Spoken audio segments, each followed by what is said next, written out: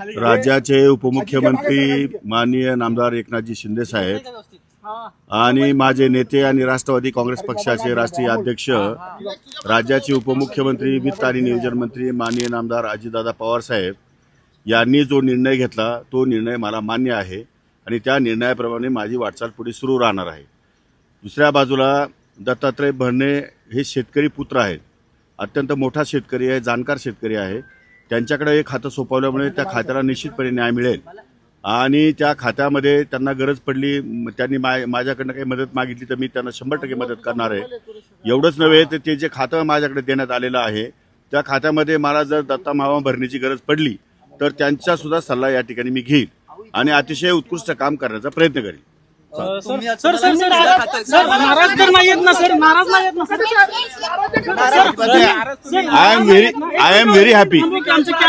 I am very happy. Me happy आहे।